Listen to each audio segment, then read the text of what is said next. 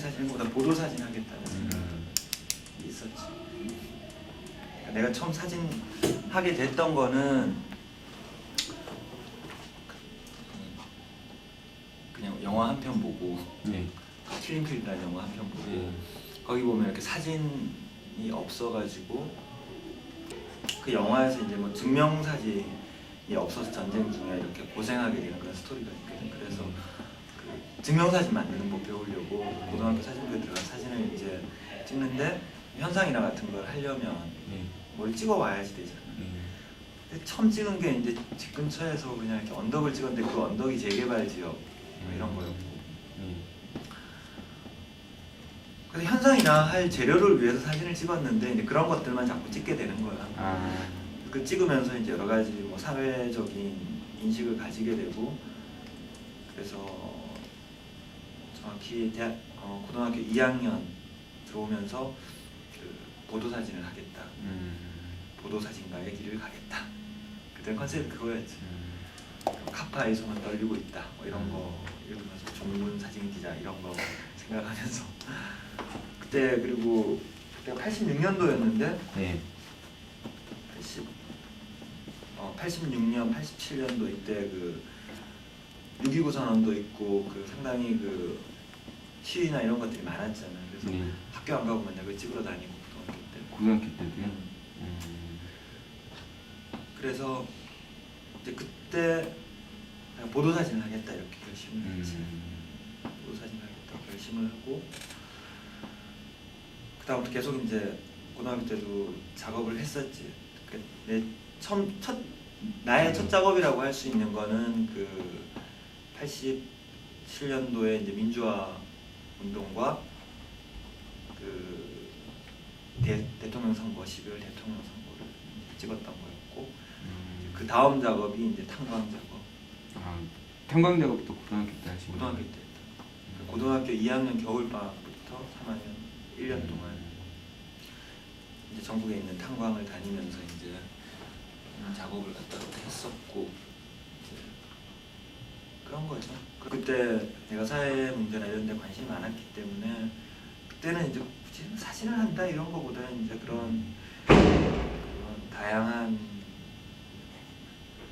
뭐라 그럴까 이렇게 사회적 커뮤니케이션 활동을 하고 싶다라는 거지. 이렇게 그 예를 들어서 부자들은 가난한 사람은 모르고 가난한 사람 부자들은 모르고 진보적인 사람들은 보수적인 사람들은 모르고 노동가는 자본가는 모르고 자본가는 노동가는 모르고 그런 거 아니에요.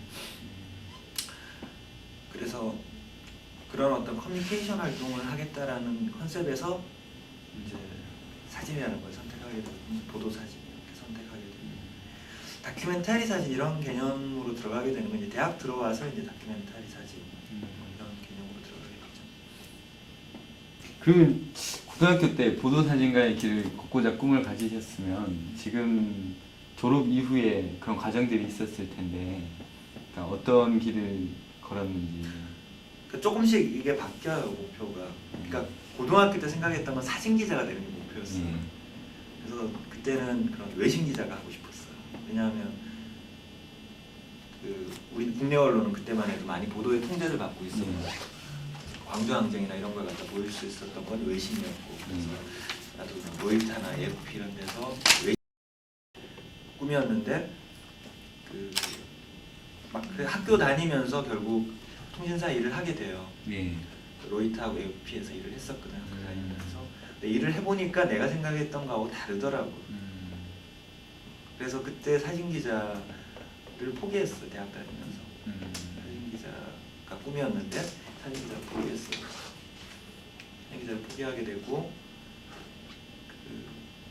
그 매체에서 기자로 일한다는 게 썩 내가 원하던 걸 할 수 있는 게 아니라고 생각이 됐고 4년도에 졸업하고 시사저널에서 1년 동안 일했었고 95년도부터 프리랜서로 일하면서 계속 그 작업들을 해왔어요. 매체하고 한겨레 21 같은데 뭐 지오 같은데 뭐 사보하고도 일을 하고 방송하고도 일을 하고 사진 가지고 할 수 있는 일은 우리나라의 사진 가지고 할 수 있는 일은 다 해봤어.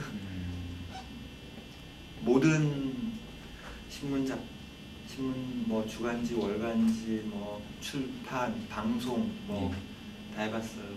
다큐멘터리 사진이라는 생각에서 뭐 다큐멘터리 사진가 이런 데서 좀 벗어날 필요는 있는 것 같아요. 예. 물론 그런 정체성이나 이런 건 중요하지만 예. 또 자꾸 다큐멘터리 그러면서 예. 거기 한정되거든요. 한정되는 데 있고 시대마다 또 달라요. 시대마다 예를 들어서 우리가 그 라이프 시대나 이럴 때 1930년대, 40년대 이럴 때는 다큐멘터리 사진가들이 거의 엔터테이너적인 면도 있었어요. 삶으로서 보여주는 모습. 아니, 그러니까 그 사람들 자체가 하나의 뭐라 그래야 될까 연예인 같은 좀 이런 면도 있었어요. 그리고 그만큼 대중적 영향력도 컸고 그랬던 시절이 있었고 그에 반해서 지금은 뭐 다큐멘터리 사진가 뭐 별로 특별히 큰 영향이 있는 것도 아닌 것 같고 대중적인 어떤 그런 것도 아니죠. 아닌데 어쨌든 사진과 소통의 방법인 거죠. 다큐멘터리라는 것도 소통의 방법에서 조금 더 그 현실을 갖다가 이렇게 진실되게 담아내고 이런 컨셉으로 이제 다큐멘터리 사진을 얘기하는데 자기가 원하는 어떤 목적이 있으면은 또 다른 형식도 할 수 있겠죠. 전시를 통한 방법도 있을 거고 설치 같은 작업도 될 수 있을 거고 세계 최초의 그런 인터넷 사진 잡지도 만들었었고 97년도에 한 1년 동안 그 인터넷 관련 일들만 했었는데 첫 번째 인터넷 관련해서는 인터넷에 대해서 사람들이 너무 과장된 기대를 가지는 면들도 많아요. 예를 들어서 그때도 인터넷에 막 잡지를 만들고 이러니까 신문기자나 방송기자들이 와서 이제 신문은 없어지나요? 우리는 실직자가 되나요? 이런 질문을 하는데 그 역사적으로 뭐 미디어의 역사에서 보면은 사람들이 새로운 미디어를 끊임없이 만들어냈지만 그 기존의 미디어를 버린 적은 없어요. 그러니까 TV가 나와도 라디오를 계속 가지고 있었고 인터넷이 나와도 TV를 가지고 있고 신문을 가지고 있고 출판을 가지고 있고 그 예를 들어서 뭐 조각이나 그림 같은 경우 옛날에 지금은 예술의 장르지만 옛날에는 굉장히 현실적인 어떤 커뮤니케이션의 방법이었거든요. 조각이나 뭐 이런 장르를 버리지 않잖아. 공예라던가 이런. 그러니까 버리지 않아요 절대. 그리고 상호 보충적으로 이렇게 쓰이게 되죠. 대신에 그 영향력이라는 건 좀 달라지죠. 예를 들어서 신문에 비해서 그 방송이 훨씬 TV 방송이 강력한 영향력을 가지듯이 좀 영향력의 경중은 바뀔 수 있죠. 어느 미디어가 메이저 미디어냐 하는 거는 늘 바뀔 수 있는 부분이지만 없어진다고 볼 수는 없고 인터넷은 인터넷 나름대로 특징이 있어요. 특징이 있는데 단점도 있어요. 단점은 뭐냐 그러면 그 인터넷에 그 장점이자 단점이 되는 게 바로 이제 네로우 캐스팅이라는 부분이거든요. 우리가 그 미디어에서 얘기하는 브로드캐스팅과 네로우 캐스팅, 그러니까 광대역과 협대역이 있잖아요. 그러면 방송이나 이런 건 완전 브로드캐스팅이죠. 대중량을 쫙 쏘는 브로드캐스팅, 광대역 미디어고 인터넷 같으면 P2P로 이렇게 하는 네로우 캐스팅이거든요. 근데 인터넷이 등장하게 되는 건 브로드캐스팅에 질려가지고 등장하게 된다. 왜 소수만이 미디어를 갖다가 가지고 대중들은 그냥 거기에 이렇게 따라가야 되느냐, 거기에 불만을 가지고 등장하게 되는데 네로 캐스팅이 되고 나면 그 다음에는 짜증나요. 그러니까 이놈저놈 다 올라와가지고 이 말 저 말 다 하니까 어떤 말이 중요한 말인지 그 말의 신뢰도도 잘 모르겠고 그래서 미디어는 신뢰도가 있어야 되거든요. 신뢰성을 상실하면 미디어는 또 의미가 없어지는 거예요. 낙서도 미디어잖아요. 화장실 벽에 있는 낙서도 하나의 미디어의 수단이거든요. 그래서 그것만 가지고 연구하는 사람들도 있고 뉴욕 같은 데서 할렘이나 이런 데 낙서 같은 게 거의 예술의 경지로 올라가고 그렇지만 낙서는 낙서일 뿐인 거죠. 왜 신뢰할 수 없는 내용이기 때문에. 그래서 네로우 캐스팅이 되면은 그만큼 미디어의 신뢰도가 떨어져요. 그래서 결국은 신뢰할 수 있는 미디어, 신문이나 방송의 브로드캐스팅을 다시 찾아가게 돼요. 그 다음에 또 휴먼 인터페이스라는 것을 또 생각해 볼 필요가 있어요. 여러 가지 예를 들어서 사진이 비디오에 비해서 동영상에 비해서 어떤 경쟁력이 있냐. 굉장히 빠른 정보 전달 능력을 가지고 있어요. 예를 들어서 우리가 포토스토리를 만들면은 한 10장 정도의 사진이면 스토리 하나를 다 얘기를 한단 말이에요. 근데 TV 같은 경우는 1시간 동안 보고 있어야 돼요, 다큐멘터리. 사진 12장 보는 거에는 몇 초면 다 봐요. 몇 초면 다 보지만 동영상 같은 경우 1시간을 다 서치를 해야지 자기가 원하는 정보를 습득할 수 있다고. 그래서 이런 정보 전달에 굉장히 영향력 있는 매체가 되죠. 왜냐하면 동영상은 DB로 만들어놔도 검색 속도가 너무 느려가지고 검색도 느릴 뿐더러 검색한 결과를 갖다가 검증하고 정보를 받아들이는 데 시간이 너무 많이 걸려요. 그렇기 때문에 그런 휴먼 인터페이스를 또 생각해 볼 필요가 있어요. 그래서 그런 경쟁력이 달라요. 그러면 또 이 부분과 함께 앞으로 작업에서도 디지털 사진에 관해서 내가 지금까지 얘기했던 건 이제 미디어 전반에 대한 네. 인터넷 사진 뭐 이런 거 다 엮어서 얘기했던 거고, 디지털 부분 같은 경우에는 이제 올해가 굉장히 이제 분기점이 되거든요.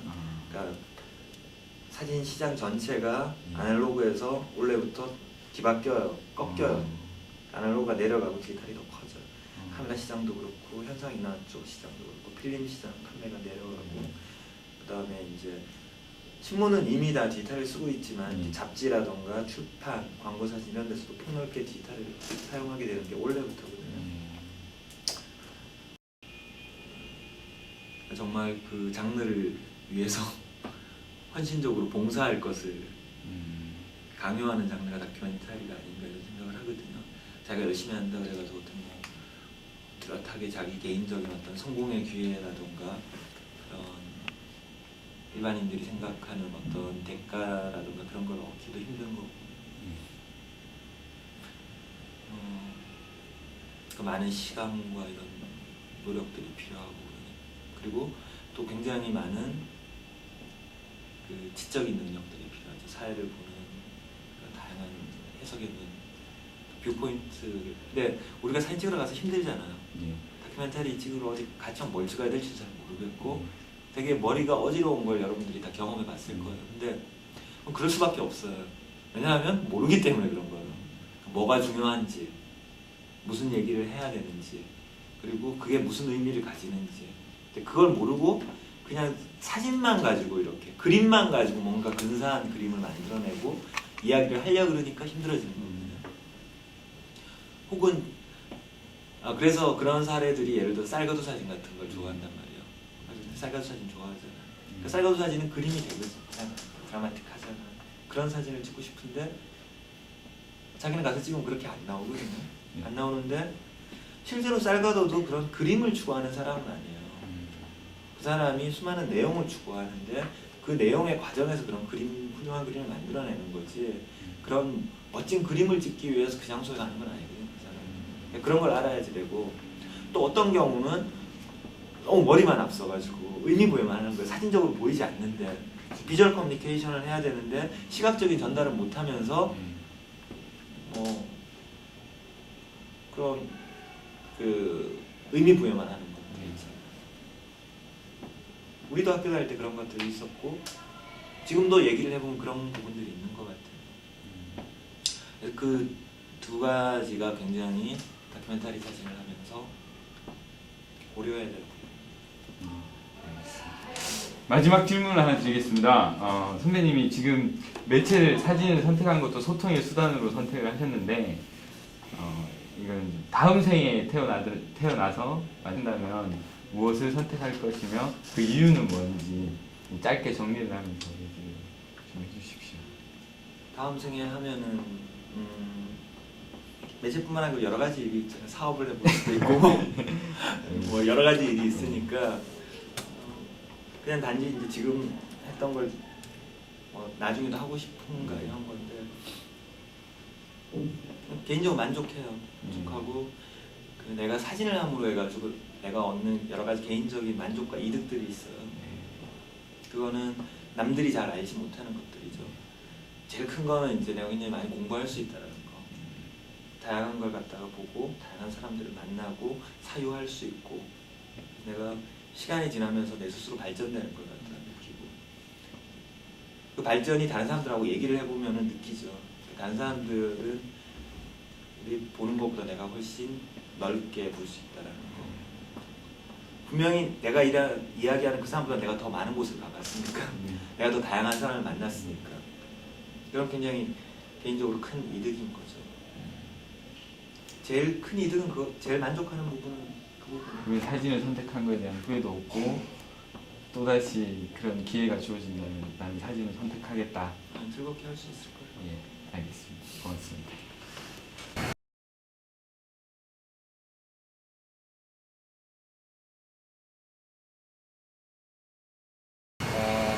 중앙대 사진학과 부사학번이고 01년도에 졸업해서 01년도 5월서부터 월간 민족 21에서 일하는 사진기자 유수입니다. 아직까지 생각하고 있는 거는 있는데 어떤 작업을 해야 되겠다 뭐 이런 것들을 좀 구체화돼서 뭐 이것들을 포트폴리오 하나의 포트폴리오로 만든 뭐 그런 것들은 아니고 일단은 지금 저희 매체가 그 6.15 공동선언 이후에 남북이 이때까지 서로 간에 안 좋은 모습들만 이렇게 얘기를 했다면은 6.15 공동선언이 있고 그리고 이후에 좀 통일이 돼야 되는데 그렇다면은 부정적인 면들 말고 서로 간에 긍정적인 면들 또는 이 서로의 장점들을 좀 얘기를 해야 될 시점이 되지 않았을까 이런 생각이 들고 그랬을 때 저희도 그러니까 북이나 아니면 일본 그때까지 청년 그 정식 명칭은 청년인데 이 청년의 좀 아이들의 밝은 모습이라든지 아이들의 좀 힘들게 생활하지만은 그러면서도 뭔가 그 안에서 경제적으로는 좀 힘들지 모르겠지만은 그 안에서 그 사회 나름대로의 장점들이 있을 테고 그 장점들을 부각을 시키려고 이렇게 생각을 하고 있고 그래서 두 차례 방북 취재 그리고 두 차례 청년을 가면서 좀 그런 작업들을 좀 했었어요. 그리고 그런 작업들뿐만이 아니라 저는 이때까지 좀 주한미군 문제라든지 아니면은 학생운동 문제라든지 뭐 이렇게 좀 사회에서 계속 소외되고 좀 좀 안 좋게만 나갔는데 과연 안 좋기만 한 것인가 좀 그렇게는 생각지 않거든요. 안 좋게 언론에 나갔지만 하지만 이 사람들이 뭔가 자기가 하려는 얘기가 있는 것이고 그 하려는 얘기가 이런저러한 전체 상황 속에서 좀 국민들한테는 안 좋게 얘기가 됐을지 모르겠지만은 저는 이들이 진짜 하려는 얘기 그리고 이들은 진짜 안 좋은가 이런 면에서 다시 생각을 할 지점들이 저는 충분히 있다고 생각을 하고요. 그런 점들에 대해서 다시 한번 사람들한테 좀 고민을 던져주는 그런 작업을 좀 하고 있어요. 저도 참 우선은 어떤 내 얘기를 효과적으로 하기 위해서 테크닉이라든지 조명 쓰는 거라든지 뭐 카메라 다루는 거라든지 뭐 이런 것들을 가장 기본적인 전제라고 했을 때 좀 다큐멘터리는 저는 사회를 해석하고 그 사회 그러니까 제 그냥 드는 개념인데 사회를 해석하고 그 해석을 자기 나름대로 이렇게 얘기를 하는 거라고 생각을 하거든요. 근데 그랬을 때 첫 번째는 사회를 제대로 좀 분석하고 판단할 수 있는 그런 능력들 그러기 위해서 저는 차지하는 사람들이 철학이라든지 역사라든지 사회과학이라든지 뭐 이런 것들을 같이 좀 공부하고 좀 그랬을 때 그래야지 좋은 기획도 나오는 거고 그런 좋은 기획이 나와야지 서로 뭐 뭔가 이렇게 자기 얘기를 할 수 있는 것이고 그리고 두 번째는 좀 이렇게 그러니까 물론 제가 사진 찍는 사람과 어느 정도 좀 거리는 둘 수는 없지만은 그 사람들과 그러니까 책이라든지 뭐 인터넷에 올라오는 글이라든지 뭐 이런 것들로서만 사회를 인식하는 것이 아니라 그 사람들과 같이 호흡하면서 느끼는 그러한 현장에서 느끼는 그런 것도 좀 중요하다고 생각을 하거든요. 그 사람들과 같이 호흡하고 느낄 줄 아는 그런 능력도 같이 좀 필요한 것이 아닌가. 그럼 사진가와의 호흡이라는 건 일반적인 사진 하는 사람들이 얘기하시는 예를 들면 다큐멘터리도 그렇고 특히 다큐멘터리 찍는 사람들이 더더욱이 그런 것도 필요한 것이 아닌가. 여러 사진가의 대화라든지 관계를 유지를 해야 된다는 거. 그러니까는 예를 들어서 내가 만약에 수배 학생 사진을 찍는다. 그랬을 때 단순히 피사체 이러한 관계에서 내가 이것들을 일주일 안에 끝내야 되고 이런 것들이 끝나고 그렇게 하는 것이 아니라 그 사람들과 만나고 하면서 내가 이전에 생각하고 느꼈던 뭐 그런 감정이 있을 거고 하지만 직접 만났을 때 느끼는 감정들은 또 같을지 모르겠지만 다른 점들도 있을 거라는 생각이 들거든요. 그랬을 때 같이 호흡하고 느끼고 그러한 점들 대상과의 호흡 이런 것도 중요하다고 말씀하시죠.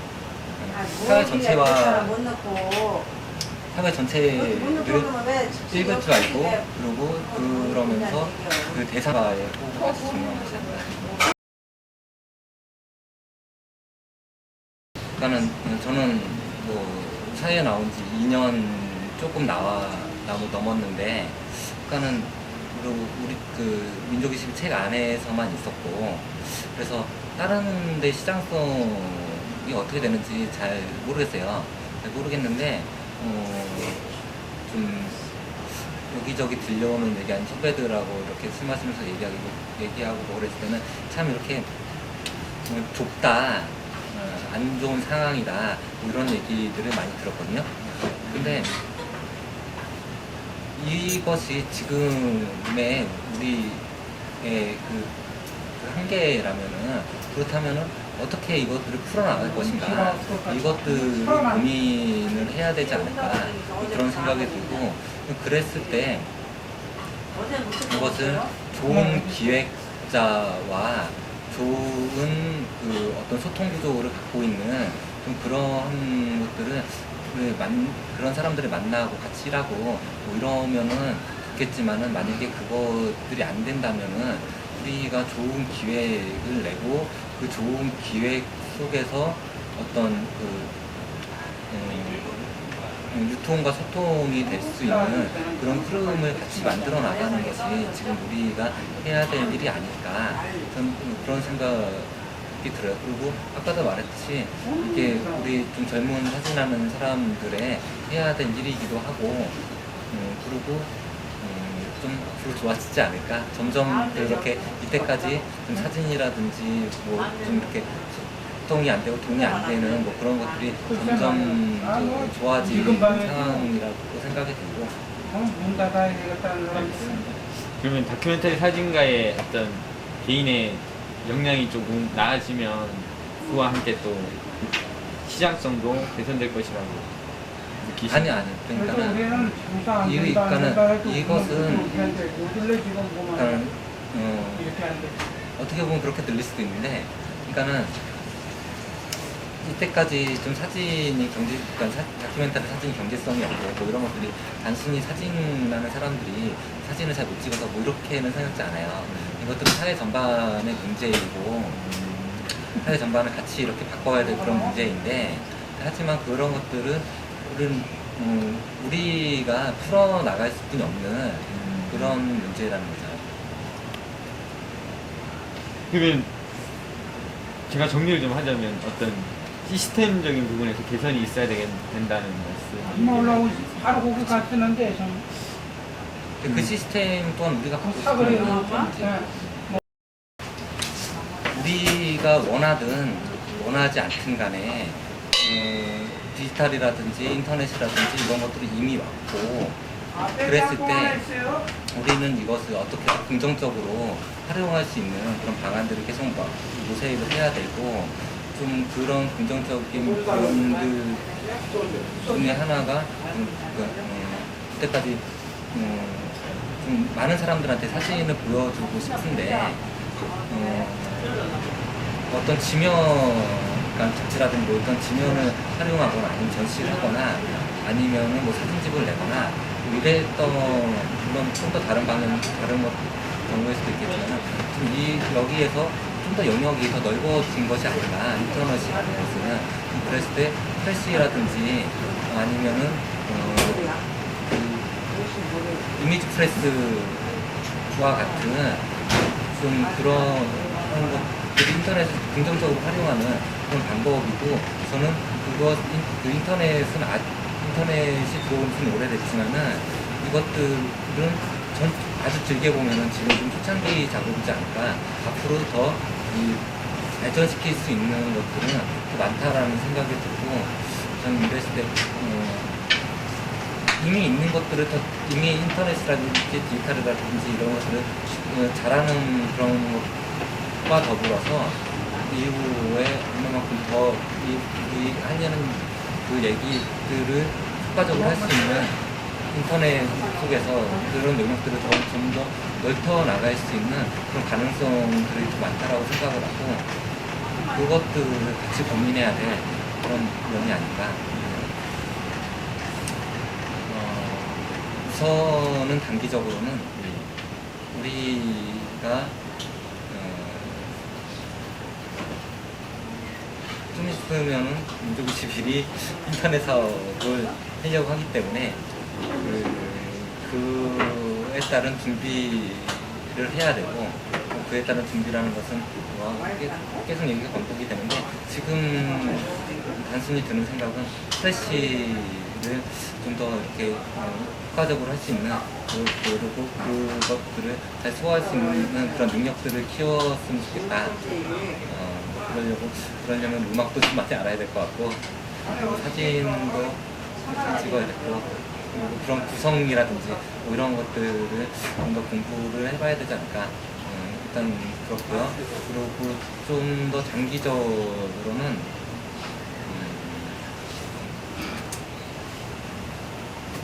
좀 기회가 될 때마다, 내지는 나 스스로 기회를 만들어서 붓기라든지 풍년이라든지 뭐 이런 작업들을 하나의, 지금 좀 아주 구체적으로 말은 못하는데 하나의 좀 시리즈로 만들어서 민족 문제를 다뤘으면 좋겠다, 그런 생각이 들어요. 고맙습니다. 감사합니다.